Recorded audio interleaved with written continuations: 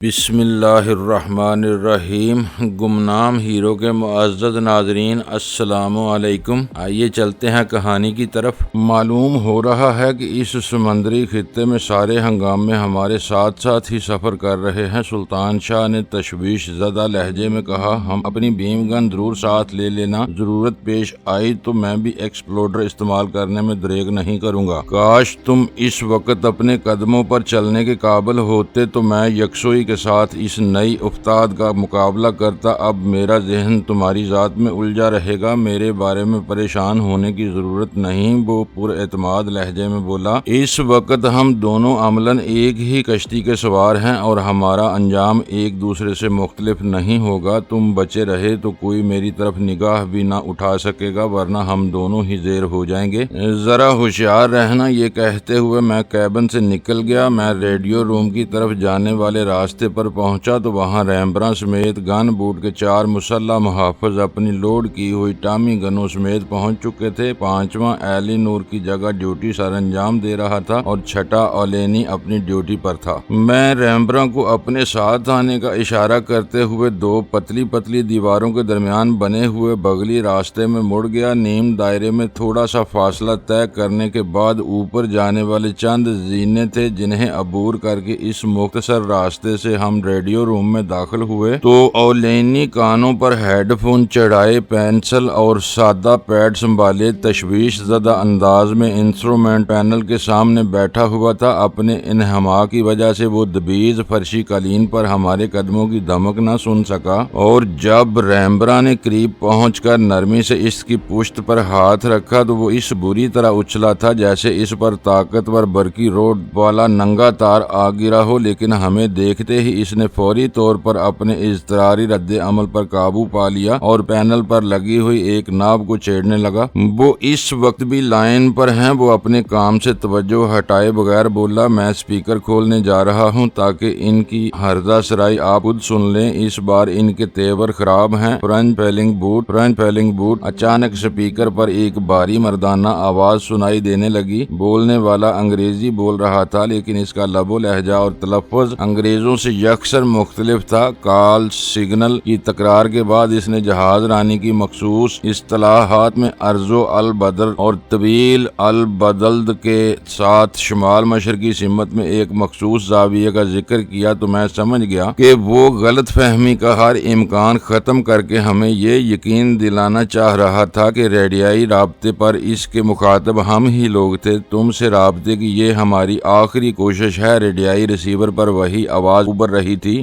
یہ نہ سمجھنا کہ خاموشی اختیار کر کے تم ہم کو چکمہ دے سکو گے۔ ہم ان 3 فریکوینسی چینل میں سے ایک پر بول رہے ہیں جو اس علاقے میں سفر کرنے والے ہر جہاز یا بوٹ کے لیے آن رکھنے لازمی ہیں۔ اگر اب بھی جواب نہیں دیا گیا تو نتائج کے ذمہ دار تم خود ہوگے۔ صرف ایک چینل ٹرائی کر کے تم نے یہ کیسے فرض کر لیا کہ ہماری بوٹ کے مواصلاتی نظام میں وہی چینل کام کر رہا ہوگا؟ میں نے چند ثانیوں کے سکوت کے بعد اولینی سے ہیڈ گیئر اور ماؤتھ پیس لے کر اپنے سر پر چڑھاتے ہوئے کہا۔ دوسری طرف سے تلخ ہنسی کی آواز سنائی دی۔ تم نے دیکھ لیا کہ ہمارا مفروضہ درست تھا، یہ ہمارے آرام کا وقت ہے۔ تم کیا چاہتے ہو؟ میں نے تلخ لہجے میں کہا۔ معذور ملاحوں کی بین الاقوامی انجمن کے لیے ہمیں چندہ درکار ہے، امید ہے کہ تم ہمیں مایوس نہیں کرو گے۔ دوسری طرف سے گہری سنجیدگی کے ساتھ کہا گیا، حادثات کسی کے بھی ساتھ ہو سکتے ہیں، یہ انجمن معذور ملاحوں کی زندگی بھر کفالت کرتی ہے۔ کھلے سمندروں میں نتائج کی دھمکی دے کر چندے جمع نہیں کیے جاتے۔ میں نے سخت لہجے میں کہا، کھل کر بات کرو کہ تم کون ہو اور کیا چاہتے ہو؟ 15,000 پاؤنڈ اسٹرلنگ کا حقیر سا چندہ جواب میں کہا گیا۔ اس کار خیر میں حصہ لے کر تم خود کو بہت سے مستحق خاندانوں کی دعاؤں کا حقدار بنا لو گے، ورنہ وہ سب مل کر تم کو کوسیں گے۔ اس کے علاوہ معذور اور مفلس لوگ تم کو کیا دھمکی دے سکتے ہیں؟ آخری فقرے پر بولنے والے کا لہجہ احتجاجیہ ہو گیا۔ مجھے یقین تھا کہ اس کی دھمکی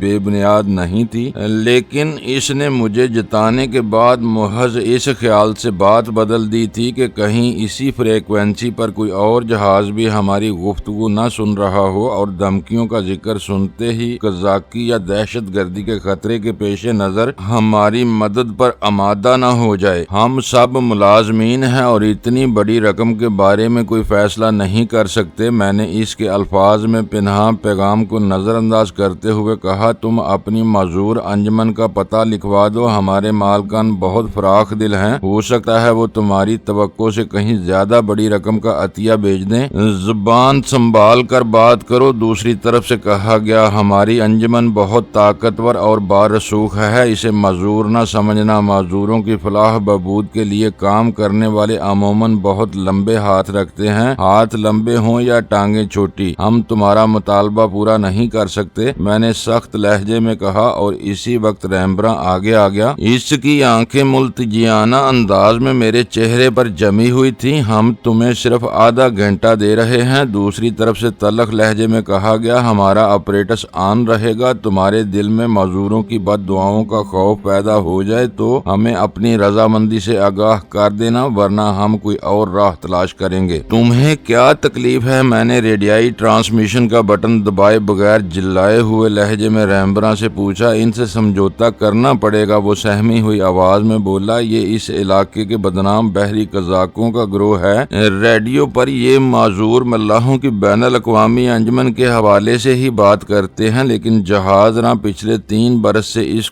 کوڈ کو سمجھنے لگے ہیں، کیونکہ یہ بے رحم درندے اپنا مطالبہ تسلیم نہ کرنے والے 3 جہازوں کو خطرناک ہلکے میزائلوں سے تباہ کر چکے ہیں۔ اگر تم ان کو اتنا خطرناک سمجھتے ہو تو پھر تمہیں کو ان سے بات کرنا چاہیے تھی، میں نے غصیلے لہجے میں کہا۔ تمہاری گفتگو میں دخل انداز ہونے کی جرت نہ کر سکا، وہ خوشامدانہ انداز میں گگیایا، لعنت ہو تم پر۔ اس کے رویے پر میرا غصہ اور بڑھ گیا۔ میری سمجھ میں نہیں آتا کہ شی میں تم کو کیسے برداشت کیا جا رہا ہے، اس قدر کم ہمت لوگ تو عام معاشرے میں بھی تم زیادہ دن زندہ نہیں رہ پاتے۔ میں بزدل نہیں ہوں سر، وہ احتجاج امیز لہجے میں بولا، میں ان درندوں کی کہانیاں سن چکا ہوں۔ خشکی پر عمارتیں اور گلیاں ہر خطرے سے پناہ فراہم کرتی ہیں، لیکن اس کھلے سمندر میں اگر ہماری گن بوٹ پر ایک تباہ کن میزائل آ گرا، تندناتی ہوئی بلند لہریں ہمیں لمحوں میں نگل جائیں گی۔ اس اثناء میں اولینی ریڈیو روم سے باہر نکل گیا تھا۔ تو کیا یہ لوگ کوئی جنگی جہاز لیے پھرتے ہیں؟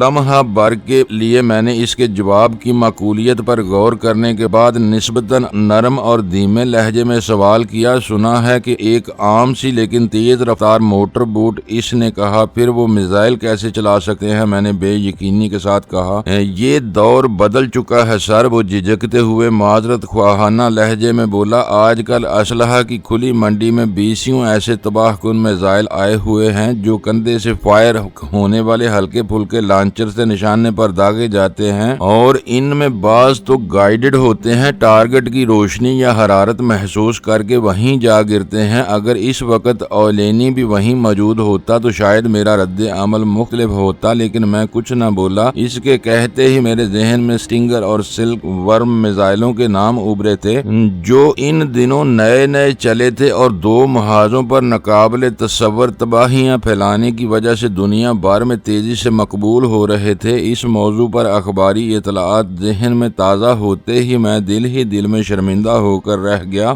ریڈیائی رابطے پر گفتگو کے بعد میرے ذہن سے وہ خطرہ ٹل گیا تھا کہ کہیں آنے والے کے ہرکارے نہ ہوں جنہیں گن بوٹ پر میرے قبضے کے خاتمے کے لیے بھیجا گیا ہو۔ اگر وہ کے آدمی ہوتے تو عام ریڈیو فریکوینسی پر گفتگو کرنے کا خطرہ ہرگز مول نہ لیتے، بلکہ گن بوٹ تک رسائی کے لیے کوئی دوسرا طریقہ اختیار کرتے۔ پھر ریمبراں نے جس بے ساختہ انداز میں ان کی مہلک سرگرمیوں کا ذکر کیا تھا وہ بھی میرے پیش نظر تھا۔ میرا خیال تھا کہ وہ واقعی بحری قزاق تھے اور قرون وسطیٰ کے دور کی طرح خون ریز لوٹ مار کے بجائے کھلے سمندر میں سفر کرنے والوں کو دردناک تباہی کے خطرے سے بلیک میل کر کے لمبی رقمیں اینٹھنے کے عادی تھے۔ ملاحوں پر اپنی دھاک بٹھانے کے لیے انہوں نے چند جہازوں کو غرقاب بھی ضرور کیا ہوگا تاکہ جان کے خوف سے کوئی بھی ان کا مطالبہ ٹھکرانے کی جرت نہ کر سکے۔ تو تمہارا مشورہ ہے کہ ہمیں ان کا مطالبہ مان لینا چاہیے؟ خاصے توقف کے بعد میں نے سگریٹ سلگاتے ہوئے سوال کیا، سودے بازی کی جا سکتی ہے، لیکن میرا خیال ہے کہ اپنی مجبوری کی وجہ سے ہمیں جھکنا پڑے گا۔ تو کیا گن بوٹ پر اتنی رقم موجود ہے جو دے کر انہیں مطمئن کیا جا سکے؟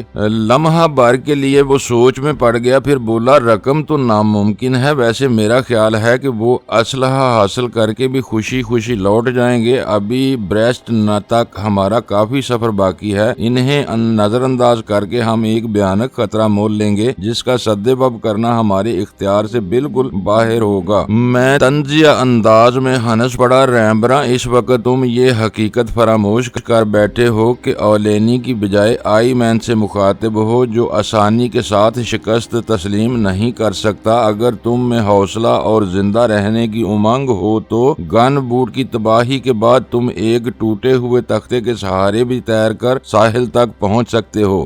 درست ہے، وہ سنبھالا لے کر بولا، امید مجھے بھی یہی ہے، لیکن یہاں بڑی بڑی شارک مچھلیوں کے گول لہروں کے مد و جزر میں ڈوبتے ابھرتے رہتے ہیں، یہ مچھلی خون کی بو سے بالکل دیوانی ہو جاتی ہے۔ اگر میرے جسم پر حادثے میں ذرا بھی خراش آ گئی تو میرے زخم سے سمندر کے پانی میں ملنے والے خون کے قطرات دور دور سے شارک مچھلیوں کو ادھر کھینچ لائیں گے۔ میری عقل محدود ہے، اس لیے مجھے یہ خطرات نظر آ رہے ہیں، لیکن مجھے پورا یقین ہے کہ تم کوئی فیصلہ کرو گے تو ہر خطرے کا توڑ تمہارے ذہن میں ہوگا۔ تمہاری حیثیت تو میں ایک لمحے کے لیے بھی نہیں بھول سکتا۔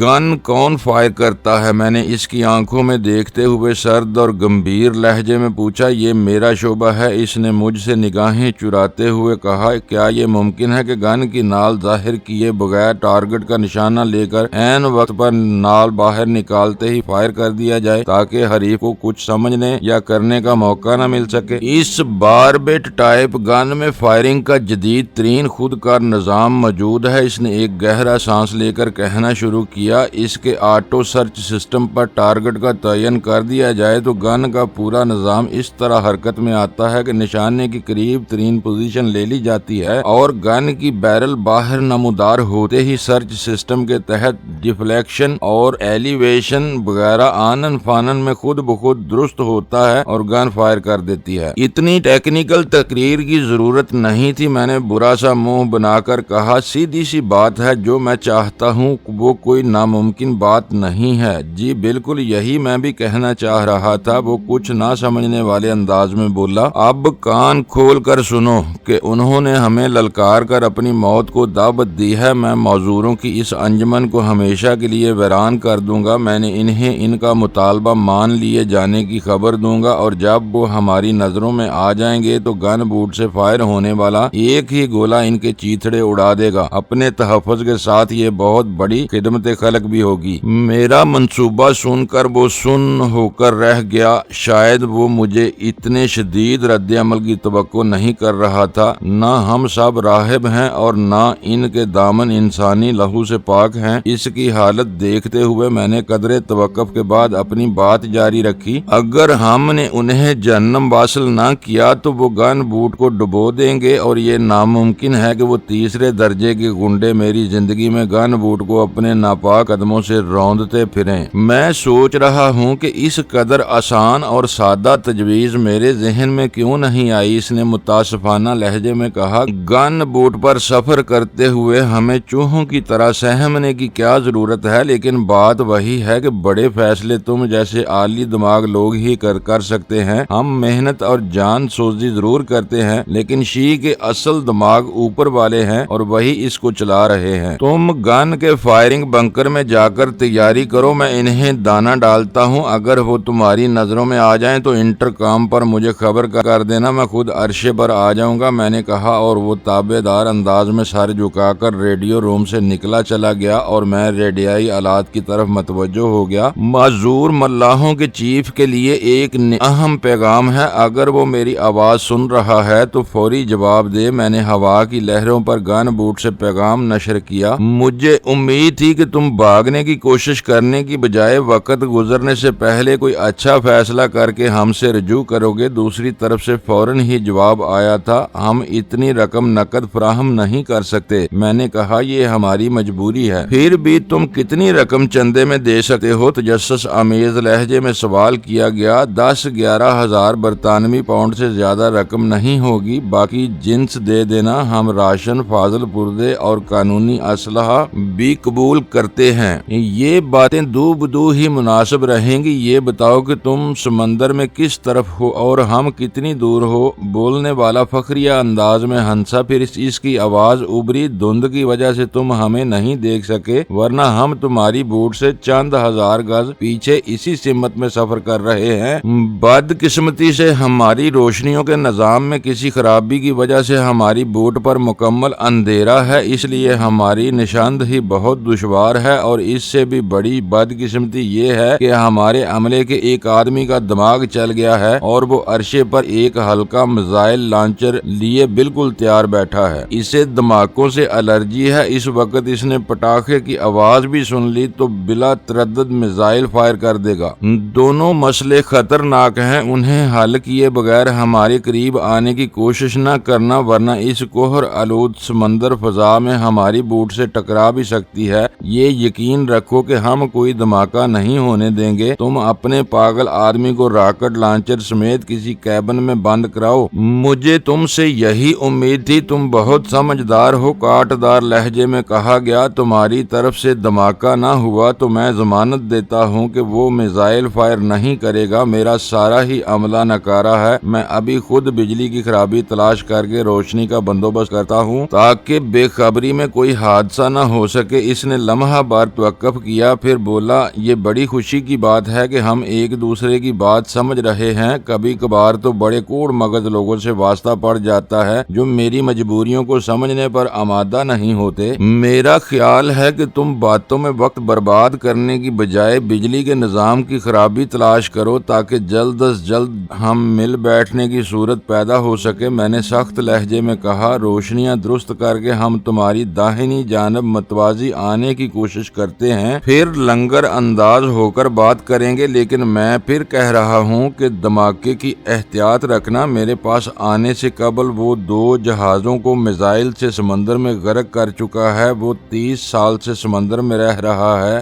اسی لیے اسے نوکری دیتے ہوئے میں نے اس کے بارے میں زیادہ چھان بین نہیں کی۔ اگر میں بروقت اس کی کمزوری سے واقف ہو گیا ہوتا تو ہرگز اس مصیبت کو اپنے گلے نہ لگاتا اور نہ اس وقت تم جیسے سخی کے سامنے گڑگڑا رہا ہوتا۔ عام ریڈیو فریکوینسی کی وجہ سے وہ اشاروں کنایوں میں سنگین دھمکیاں دے رہا تھا اور میں سب کچھ سمجھتے ہوئے اس کو تسلی کرا رہا تھا، لہٰذا میں نے ایک بار پھر اسے اپنے مصالحانہ رویے کا یقین دلایا اور اپریٹس پر سکوت چھا گیا۔ اس دوران میں اولینی نہ جانے کس وقت میرے قریب آ کھڑا ہوا تھا۔ تم باہر کیوں گئے تھے؟ اس پر نظر پڑتے ہی مجھے بلا وجہ غصہ آ گیا۔ شاید اس کی وجہ یہ رہی ہو کہ اسی کے ہاتھوں سلطان شاہ پر اذیت کے ناقابل تصور لمحات گزرے تھے۔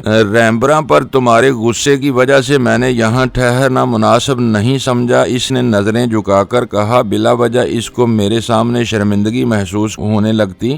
بلا وجہ؟ میرا پارا چڑھ گیا۔ کیا وہ بزدلی کی باتیں نہیں کر رہا تھا؟ تمہاری یہ جرأت کہ میرے فیصلے کو بلا جواز قرار دے رہے ہو؟ میرے داڑھنے پر اس کا چہرہ زرد پڑ گیا اور نگاہوں سے خوف جھانکنے لگا۔ میں معافی چاہتا ہوں، بغیر سوچے سمجھے کہہ گیا تھا، اب ایسی غلطی کا اعادہ نہیں کروں گا، اس نے کمزور لہجے میں کہا۔ اس کی تحقیر کر کے بلکہ اس کی زبان سے اس کا اعتراف سن کر میرا غصہ ٹھنڈا ہو گیا۔ بغیر سوچے سمجھے بولنے سے بہتر ہے کہ خاموش رہا کرو، ایسی عادتیں انسان کو اچانک ہی لے ڈوبتی ہیں۔ شکریہ سر، اس نے آہستگی سے کہا، آئندہ آپ میری زبان پر لغزش نہ پائیں گے۔ میں اسے مزید کچھ توہین آمیز مشورے دینے کے بارے میں سوچ ہی رہا تھا کہ اچانک انٹرکام گھنٹی چیخ اٹھی اور میں نے فوری طور پر ریسیور اٹھا لیا۔ وہ بوٹ ہمارے سروں پر سوار ہے سر۔ اس کی آواز تحیر امیز اور ہیجان انگیز تھی۔ ہمارا اندازہ درست تھا کہ وہ اپنی تمام تر روشنیاں گل کر کے دھند کی آڑ میں ہمارا تعاقب کر رہے تھے۔ اب اچانک ہی اس کی بوٹ ساری روشنیاں جل اٹھی ہیں، ان میں سے 3 فاگ لائٹس تو دھند کے باوجود محض آنکھ سے دیکھی جا سکتی ہیں، یعنی وہ اب تمہاری نظروں میں آ گئے ہیں۔ میں نے پرسکون لہجے میں کہا، شاید وہ گن کی رینج میں بھی ہوں گے۔ بالکل رینج میں ہیں اس وقت۔ گن بیرل ایکسٹینڈ کی جائے تو دہانہ اسی بوٹ کی سمت میں ہوگا۔ ایک اہم اور خون ریز مارکہ قریب آنے کی وجہ سے اس کے لیے اپنے جوش پر قابو پانا دشوار ہو رہا تھا۔ ہو سکتا ہے کہ وہ اپنی رفتار بڑھا کر ہماری گن بوٹ کے متوازی آنے کی کوشش کریں۔ تم ان پر نگاہ رکھو، میں عرشے پر آ رہا ہوں۔ یہ خیال رہے کہ ہمارا ہمارا وار ذرا بھی اوچھا پڑا تو میزائل ہمیں لے ڈوبے گا۔ یہ صرف شبہ نہیں بلکہ حقیقت ہے، اور اس نے خاص طور پر بتایا ہے کہ ہماری طرف سے گولی بھی چلی تو وہ میزائل فائر کرنے میں دریغ نہیں کریں گے۔ مجھے اپنی مہارت سے زیادہ اس ہاربٹ گن کے آٹو سسٹم پر ناز ہے۔ ہماری طرف سے فائر ہوا تو وہ بچ نہ سکیں گے۔ اجازت ہو تو عرشے کی روشنیاں گل کرا دوں تاکہ ہماری نقل و حرکت نہ دیکھی جا سکے۔ ایسی حماقت بھی نہ کرنا، میں نے جلدی سے کہا۔ کسی بھی غیر معمولی تبدیلی سے وہ چکنا ہو جائیں گے۔ عرشے پر ایک دو آدمیوں کی موجودگی ان کے لیے تعجب انگیز نہیں ہوگی، کیونکہ قریب آ کر وہ ہم سے مذاکرات کرنا چاہتے ہیں۔ بہت بہتر، میں تمہارا منتظر ہوں۔ الوداعی فقرہ اس نے ادا کیا اور ریسیور میں نے کریڈل پر ڈال دیا۔ ایلی نور کے ساتھ گن بوٹ کا معائنہ کرتے ہوئے میں سارے راستوں سے واقف ہو چکا تھا، لہٰذا اولینی کو ریڈیو روم میں چھوڑ کر میں اکیلا ہی عرشے کی طرف ہو لیا۔ درمیانی رہائشی منزل سے چکردار آہنی زینے کے ذریعے عرشے کی سمت اختیار کرتے ہی بھیگی ہوئی سرد ہوا کے جھونکے میرے چہرے سے ٹکرائے تو میں پھریری لے کر رہ گیا۔ عرشے کے علاوہ جہاز کا تمام زیریں حصہ مرکزی نظام کے تحت اتنا گرم اور آرام دہ تھا کہ وہاں رہتے ہوئے کھلی فضا کی ہڈیوں میں اترنے والی سردی کا تصور بھی نہیں کیا جا سکتا تھا۔ وہ تو غنیمت تھا کہ میں نے کسی امکانی ضرورت کے پیش نظر دبیز السٹر پہنا ہوا تھا، ورنہ اس وقت میں سردی سے جم کر رہ گیا ہوتا۔ میں نے السٹر کا کالر اونچا کر کے گردن اس میں دبکائی اور ہاتھ جیبوں میں ڈال کر آخری چند سیڑھیاں عبور کرتے ہوئے کھلے آسمان کے نیچے بیران عرشے پر پہنچ گیا، جہاں اس وقت رگوں میں خون منجمد کر دینے والی یک بستہ ہواؤں کا راج تھا۔ اس وقت فضا میں اتنی گہری دھند چھائی ہوئی تھی کہ گرد و پیش کا سمندر تو درکنار، عرشے پر بھی چند فٹ سے آگے دیکھنا ممکن نہیں تھا، لیکن میرے ذہن پر اس وقت بحری قزاقوں کی میزائل سے لیس تیز رفتار بوٹ کی سوار تھی، جس کی روشنیاں جل اٹھنے کی اطلاع دیتے ہوئے ریمبرا نے فاگ لائٹس روشن ہونے کا ذکر بھی کیا تھا۔ گن بوٹ کا طاقتور انجن بڑی حد تک ہموار اور بے آواز تھا، کیونکہ گن بوٹ کے چلنے کے باوجود اس وقت عرشے پر صرف سمندر کی بپھری ہوئی موجوں کا غضبناک شور سنائی دے رہا تھا، جو کسی بھی کمزور دل آدمی کو دہشت زدہ کرنے کے لیے کافی تھا۔ بس ایسا معلوم ہو رہا تھا جیسے بہت سے دیو پیکر افریت لمبی چوڑی آہنی چادروں کے سرے ہاتھوں میں تھامے وحشیانہ انداز میں آپس میں برسرے پیکار ہوں اور رہ رہ کر ان آہنی چادروں کو جھٹکے دے کر مہیب جھنکار پیدا کر رہے ہوں۔ اس وقت میرے لیے سمت کا کوئی احساس باقی نہیں رہا تھا، لیکن گن بوٹ کی تیز رفتار کے خلاف اپنے جسمانی رد عمل کی وجہ سے میں نے فوراً ہی اس سمت کا تعین کر لیا جدھر بحری قزاقوں کی بوٹ کی اطلاع ملی تھی۔ اس طرف اندھیرے دھند مجھے زرد روشنیوں کے کچھ موہوم سے دبے ایک ثانیے کے لیے نظر آئے اور پھر غائب ہو گئے۔ شاید سمندر کی جاگ اڑاتی بلند موجیں میری بصارت اور ان روشنیوں کے درمیان دیوار بن گئی تھیں۔ چند سیکنڈ کے بعد وہ روشنیاں پھر نظر آئیں۔ ان کی تعداد 3 ہی تھی۔ ان کے آس پاس یقینی طور پر عام روشنیاں بھی رہی ہوں گی جو اس موسم میں دھند کا جزو بن کر معدوم ہو گئی تھیں۔ اس بار گن بوٹ کے عقب میں فاصلے پر نظر آنے والی فاگ لائٹس نسبتاً زیادہ دیر تک نظر آتی رہیں اور ایک مرتبہ پھر غائب ہو گئیں، جس سے اندازہ ہو سکتا تھا کہ کھلا سمندر اس وقت میری طرح بفرا ہوا تھا، جو محض اپنی لہروں کی بے پناہ قوت سے کمزور بحری ڈھانچوں کو آنن فانن میں تہس نہس کر سکتا تھا۔ بحری قزاقوں کی بوٹ کی روشنیاں دیکھ لینے کے بعد میں گن کی طرف بڑھا۔ پہلی بار اندازہ غلط ہوا، لیکن دوسری مرتبہ میں اس بختر بند آہنی خول کے قریب پہنچنے میں کامیاب ہو گیا، جو عام سطور پر کچھوے کے خول کی طرح گن کی نال وغیرہ کو چھپائے رہتا تھا۔ اس آہنی بنکر کے کھلے ہوئے مین ہول میں سے روشنی باہر آ رہی تھی۔ میں نے عرشے پر جھک کر اندر دیکھا تو تنگ جگہ میں ریمبرا ماہرانہ انداز میں فائرنگ کنٹرول سے کچھ چھیڑ چھاڑ کر رہا تھا۔ انہوں نے سمت بدلی ہے یا ابھی تک اسی پوزیشن میں چلے آ رہے ہیں؟ میں نے محسوس کیا کہ جسم پر دبیز السٹر موجود ہونے کے باوجود ہڈیوں میں پیوست ہونے والی سردی کے اثر سے میری آواز کانپ رہی تھی۔ اسی پوزیشن میں ہے۔ اس نے ایک روشن اسکرین پر بنے ہوئے نقطوں اور لکیروں کی ایک پیچیدہ جال پر نظر ڈالتے ہوئے کہا، مجھے افسوس ہے کہ بنکر میں زیادہ گنجائش نہیں ہے، ورنہ تم بھی اندر آ کر دیکھتے کہ آٹو سرچ کنٹرول کیسی سبک رفتاری سے گن کو نشانے پر لے کر آتا ہے۔ میں باہر رہ کر اپنی آنکھوں سے اس بوٹ کی تباہی کا منظر دیکھنا زیادہ پسند کروں گا، میں جواب دیتے ہوئے چونک پڑا، کیونکہ اس آرمڈ بنکر میں سے خفیف لیکن وزنی مشینی گڑگڑاہٹ سنائی دی تھی۔ کچھ نہیں، گن کا رخ تبدیل ہوا ہے۔ ریمبرا نے میری حیرت بھانپتے ہوئے اندر سے جواب دیا، یوں سمجھو کہ گن کا دہانہ اب ان کے حلق میں اترا ہوا ہے، جو بھی سمت اختیار کریں بیرل اسی طرف گھوم جائے گی۔ تو کیا وہ رخ بدل رہے ہیں؟ نہیں، لیکن لہروں کے زور سے ہزاروں ٹن وزنی جہاز تک ادھر سے ادھر ہو جاتے ہیں، پھر ان کی یا ہماری بوٹ کی کیا بساط ہے، ہر لہر کے ساتھ سمت میں ایک آدھا درجے کا فرق آ ہی جاتا ہے۔ اس وقت مجھے احساس ہوا کہ بحری جہازوں پر ہمہ وقت مشاق نیویگیٹر کیوں ضرورت ہوتی ہے۔ موسم اور سمندر پرسکون ہو تو جہاز میلوں میل اپنی ٹھیک سمت میں چلتا رہتا ہے، لیکن مد و جزر کی صورت میں نیویگیٹر کو ہر لمحے اپنے آلات پر نظر رکھنا پڑتی ہے، تاکہ غیر اختیاری تبدیلیوں کا لمحہ بے لمحہ حساب رکھتے ہوئے جہاز کا رخ موڑ کر اسے صحیح سمت میں سفر پر گامزن رکھ سکے۔ ان پر فائر کرنے کے لیے موجودہ پوزیشن کیسی ہے؟ میں نے اضطراری طور پر سوال کیا۔ شاید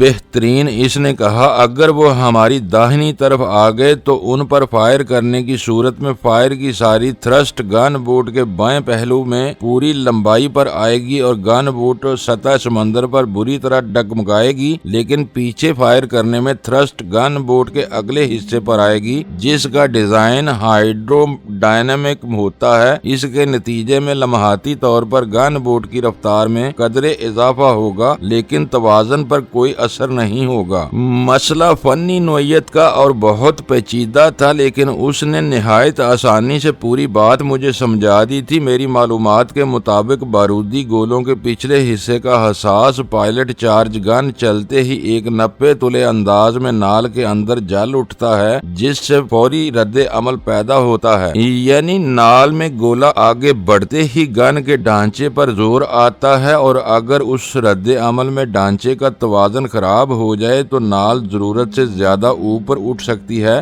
جس کے نتیجے میں گولا نشانے سے آگے گر سکتا تھا، کیونکہ تباہ کن گولے کو آگے پھینکنے والے چارج کے جلنے اور گولے کے گر کر پھٹنے میں وقفہ لازمی تھا، جو گن کی ساخت اور قوت کے اعتبار سے کم و بیش ہو سکتا تھا۔ پھر انتظار کی بجائے انہیں ابھی اڑا دو۔ میں نے کچھ دیر تک سوچنے کے بعد کہا، بس 1 منٹ بعد ان کا پتہ بھی نہیں چلے گا۔ مجھے جواب دے کر وہ پینل پر جھک گیا اور میں اعصابی کشیدگی کی حالت میں سیدھا کھڑا ہو گیا۔ فولادی خول میں سے چند ہلکی ہلکی مشینی آوازیں ابھریں، پھر بھاری گونج کے ساتھ اوپری خول نہایت تیزی کے ساتھ سرک گیا، ایک پہلو میں غائب ہوتا رہا۔ گن کا اوپری حصہ خالی ہوتے ہی بیرل ایک دم آگے بڑھی تھی۔ اس کا رخ اسی طرف تھا جدھر میں نے زرد روشنیاں دیکھی تھیں۔ کسی زراف کی گردن کی طرح گن کی نال قدرے داہنی طرف ہو کر ذرا نیچے آئی، اور پھر میں عرشے پر منہ کے بل گرتے گرتے بچا، کیونکہ ہولناک دھماکے کے ساتھ گولا چلتے ہی مجھے یوں محسوس ہوا جیسے عرشے کا فرش میرے قدموں سے نکل گیا ہو۔ آگ اگلتا ہوا گولا قہر آلود فضا میں تیرتا ہوا نشانے کی طرف گیا، اور پھر پہلی بار سمندر کی لہروں کا شور ایک ہولناک دھماکے میں معدوم ہو گیا۔ گولا پھٹنے کے دھماکے کے ساتھ ہی فضا میں سیاہ دھوئیں کے کثیف بادل کی آغوش میں سرخ شعلے آتشین ناگوں کی طرح اپنی زبانیں نکالتے ہوئے آسمان کی طرف لپکے تھے۔ میرے لیے وہ منظر ناقابل فراموش تھا۔ اگر گن کا گولا سمندر میں گرا ہوتا تو دھماکے کے بعد آگ اور دھواں نہ اٹھتا۔ ان علامات سے ظاہر تھا کہ گولا ٹھیک نشانے پر پھٹا تھا اور بحری قزاق اپنی بوٹ سمیت لقمہ اجل بن چکے تھے۔ چند سیکنڈ کے سکوت کے بعد اسی طرف یکے بعد دیگرے مزید کئی خوفناک دھماکے ہوئے اور قہر میں لپکتے ہوئے شعلوں میں زبردست تیزی آ گئی۔ میں نے بکھلا کر اپنی گن کی طرف دیکھا تو وہاں اب کچھ بھی نہیں تھا۔ نال دوبارہ غائب ہو چکی تھی اور فولادی خول نے پوری گن کو اپنے دامن میں چھپا لیا تھا۔ مبارک ہو، وہ غرق ہو گئے۔ ریمبراں دمدمے سے نکل کر پرجوش لہجے میں بولا، یہ بعد والے دھماکے کیسے تھے؟ میں نے آگ کی سمت دیکھتے ہوئے سوال استعمال کیا۔ میں نے تو ایک فائر ہی کیا تھا، وہ لوگ بھی مسلح تھے، ہو سکتا ہے کہ بوٹ پر آگ لگنے سے ان کے میزائل پھٹے ہوں۔ خدا کا شکر ہے کہ گن بوٹ ان کا نشانہ بننے سے بچ گئی۔ اس سے پہلے کہ آگ دیکھ کر یا دھماکے آواز سن کر کوئی ادھر متوجہ ہو، ہمیں اپنا رخ تبدیل کر لینا چاہیے، میں نے خود پر قابو رکھتے ہوئے سپاٹ لہجے میں کہا، ورنہ حقیقت تو یہ تھی کہ اس خطرے کے کامیاب سد باب پر میں ریمبراں کو اپنے گلے سے لگانا چاہ رہا تھا، لیکن آئی مین کا وقار میری راہ میں حائل ہو گیا۔ آگ ضرور دیکھی جا سکتی ہے، لیکن سمندر میں ہر لمحے اس قدر دھماکے گونجتے رہتے ہیں کہ گولے کی آواز عملاً کہیں بھی نہ سنی جا سکی ہوگی۔ معزز ناظرین، لائک کریں، شیئر کریں اور کمنٹس باکس میں پاک آرمی زندہ باد، پاکستان پائندہ باد کا نعرہ ضرور درج کر کے اپنے ملک پر فخر کریں اور پاکستان کی بنیادیں مضبوط کرنے میں اپنا کردار ادا کریں۔ ویڈیو دیکھنے کا شکریہ۔ معزز ناظرین، اپنا خیال رکھیے گا اور ہمارے چینل کا بھی۔ ISI پاک آرمی زندہ باد، پاکستان پائندہ باد۔